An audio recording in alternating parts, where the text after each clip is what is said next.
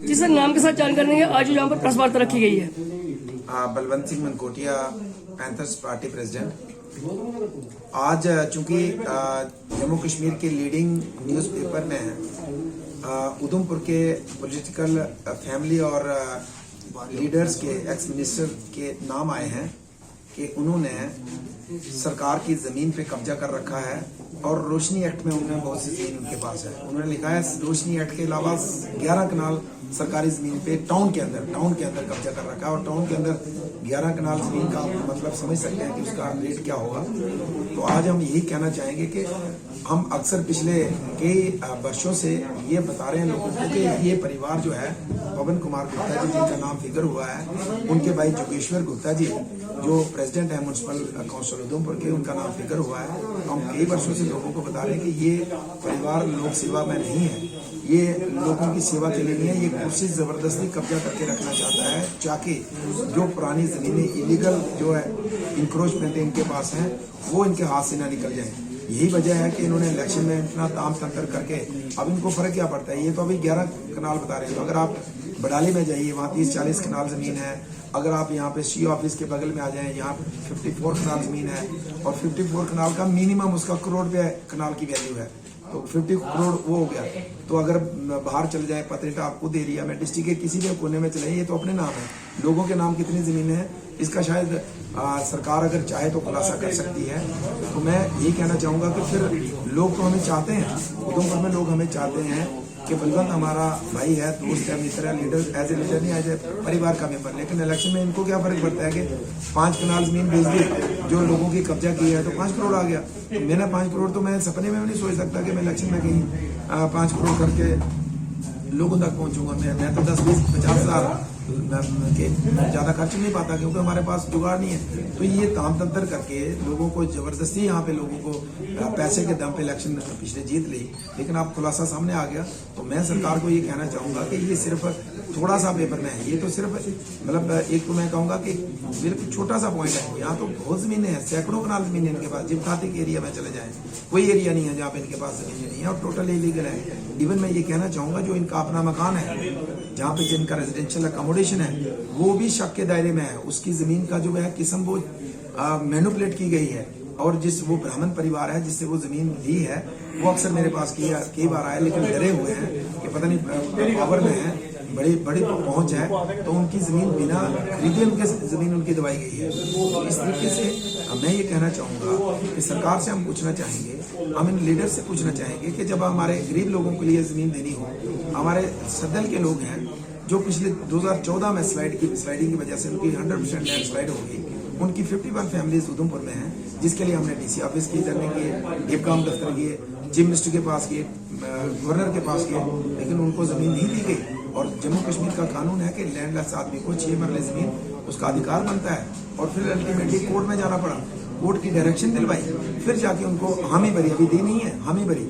या अगर आप उधमपुर टाउन में अगर आप आदर्श कॉलोनी में चले जाइए, आप 12 नंबर 17 के उमाड़ा एरिया में चले जाइए, आप दंदयाल एरिया में चले जाइए, संगूर एरिया में चले जाइए, आप यहाँ सतैनी में डूबडुआ बस्ती में चले जाइए, जिखैनी में डूबडुआ बस्ती में चले जाइए, वार्ड नंबर 7 के ऐसी महला में चले जाइए, गहरा तालाब है, आप देखिए लोग किस हालत में रह रहे हैं। उनके पास 2-2, 3-3 मरले जमीन है और 20-20, 25-25 लोग उन कमरों में रहते हैं। क्या उन गरीब लोगों के लिए सरकार के पास 6-6 मरले जमीन नहीं अलाट करने के लिए कि वो लोग भी अपने परिवार के साथ थोड़ी सी खुली जगह में सांस ले सके अपने परिवार? तो सिर्फ ये जमीनें नेताओं के लिए नहीं है, ये MLAs के लिए है, ये सिर्फ एक्स मिनिस्टर्स के लिए है। और मुझे बताइए, मैं कई बार ये अक्सर कहता हूँ कि जो 40 साल जो परिवार वो गुड़ और पकौड़ियाँ बेचता था, आज वो करोड़पति कैसे बन गया? उनके साथ चलने वाले लोग हैं वो बेचारे आज भी खोखा लगाते हैं, आज भी रेडी लगाते हैं, आज भी बेचारे अपने परिवार का पेट पालने के लिए दिहाड़ी लगाते हैं। जिन्होंने इनको बनाया वो बेचारे वहीं पे हैं, लेकिन ये करोड़पति कैसे हो गए?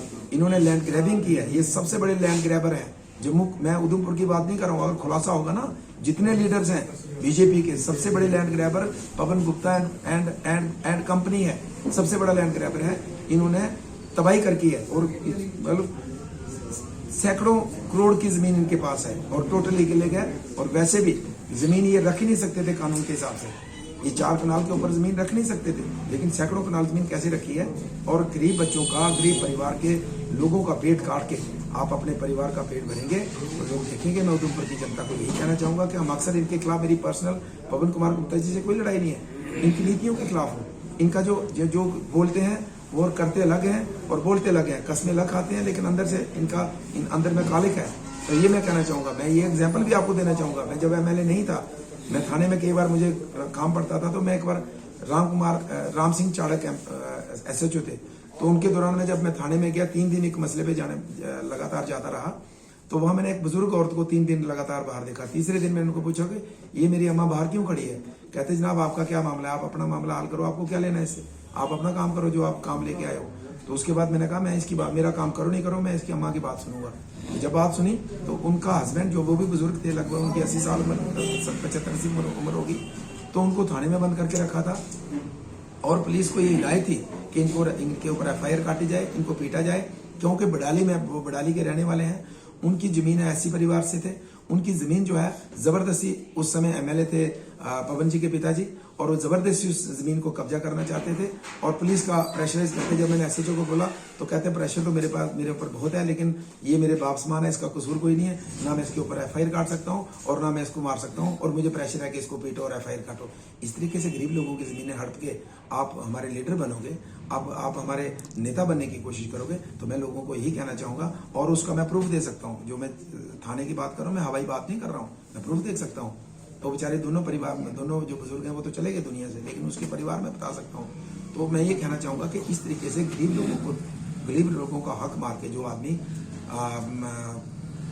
अपने परिवार का पेट भरे, तो मुझे नहीं लगता ऊपर वाला देख रहा है, ऊपर वाला इंसाफ करेगा। लेकिन ये मैं पक्का कहना चाहूंगा, वो दिन दूर नहीं है जिस दिन पवन कुमार गुप्ता जी जेल के सलाखों के पीछे होंगे। सर बार बार नेताओं के नाम जो है रोशनी एक्ट में सामने आ रहे हैं, और वो भी एक पर्टिकुलर पार्टी के नेताओं के नाम, और उन नेताओं पे कोई कार्रवाई नहीं की जा रही, क्या कहना चाहेंगे? लेकिन जो सरकारी जमीनें जिनके पास हैं, जिनके चाहे जो गरीब किसान हैं उनके पास है, उनको नोटिस दिए जा रहे हैं, आप इस बार यहाँ पे खेती नहीं कर सकते, और उन लोगों ने रामनगर वाली एरिया में कोई खेती नहीं की है। क्या कहना चाहेंगे आप ये दोगली नीति के बारे में, क्या कहना चाहेंगे? रामनगर छोड़िए, अभी अगर आप जा सकते हैं यहाँ पे, ये जो है बिरमा पुल है ना, लेफ्ट साइड चले जाइए, गरीब परिवार है, 100 साल से उसके पास जमीन है, और उसके बाद उसके गरीब लड़का है, रोजी रोटी का कोई साधन नहीं है। कल भी मेरे पास आए थे, यहाँ दिनोड़ी स्कूल है ना, जो लेफ्ट साइड जाएंगे बिरमा पुल, तो उसकी जमीन बाप दादाओं की यही जागीर है। जब गाँव में लोग, जो बुजुर्ग थे, उन्होंने अपने बच्चों के लिए यही जमीनें 100 साल से जो उनके पास है, वो बच्चों उनके बाद पट्टे क्रैशर या 5 स्टार होटल बच्चों के लिए थोड़ी बनाए, यही बनाया कि हमारे बच्चे यहाँ से रोजी रोटी खाएंगे। और वहाँ पे आप जबरदस्ती उस लैंड पे, स्टेट लैंड का आपने बोर्ड लगा दिया, फिर वो वहाँ काम करने गया तो आपने कहा कि नहीं, ये अब सरकार है, आप इसको आप नहीं लगा सकते हो। तो इस तरीके से गरीब परिवार जो है उसको आप कुचल देंगे, लेकिन जो लीडर है उनको कुछ नहीं करेंगे। इसलिए पिछले हम जब से ये रोशनी का मसला हुआ तो पैंथर पार्टी का कोई स्पीच ऐसी नहीं है जिसने हम ये कहा कि हमारी जान, हमारी जब तक शरीर में जान है तब तक आपकी जमीनों पे सरकार को नहीं पहुंचने देंगे, जान दे देंगे, हम कुर्बानी दे देंगे, लेकिन गरीब लोगों का हक नहीं माने देंगे। आप सरकार को, ये गरीब लोगों को बचाने के लिए आज भी सरकार तैयार नहीं है। आज अगर इसमें अमेंडमेंट की प्लानिंग कर रही है इसलिए कि इनके लीडर्स के नाम, और ये तो चंद लोगों पे है, अभी खुलासा होगा, इनका कोई लीडर ऐसा नहीं है जिनका नाम नहीं है इसमें। मेजॉरिटी लीडर्स हैं जो रोशनी एक्ट में स्टेट लैंड में कब्जा किए हैं, गरीब लोगों का हक मार के कब्जा किया है, और उनकी वजह से आप इनको लगता है कि आप गरीबों के अगर कानून में बदलाव करते हैं, पैंथर पार्टी का दबाव डेफिनेटली है, लेकिन उसमें इनको लगता है कि बीजेपी की ज्यादा बदनामी होगी, तो हो सकता है ये उसमें बदलाव करें। लेकिन यहाँ के, मैं LG साहब को कहना चाहूंगा, यहाँ के प्रशासन में जो काली बेटी बैठी है, अगर पठानिया जी का नाम अगर 10 दिन पहले आता है तो इनका नाम क्यों छुपा के रखा? उधमपुर की इलेक्शन होने का इंतजार क्यों किया? और उधमपुर के लोगों को पता चलता कि ये आदमी हमारे गाँव में आके वोट मांगता है और गरीब लोगों की जमीन छीन के वोट मांगता है, और लोग डिसाइड करते। तो लोगों ने, इन्होंने यहाँ पे जो काली बेटे उधमपुर प्रशासन में बैठी हैं, इनके खिलाफ भी जांच होनी चाहिए कि इन्होंने उधमपुर को इलेक्शन कंप्लीट। क्या लगता है कि तंत्र और प्रजातंत्र दोनों मिले हुए हैं? डेफिनेटली, जिस तरीके से अब नाम इलेक्शन होने के बाद आया, तो डेफिनेटली यहाँ पे जो कुछ लोग मिले हैं इनके साथ मिले हैं और मिलके काम चल रहा है।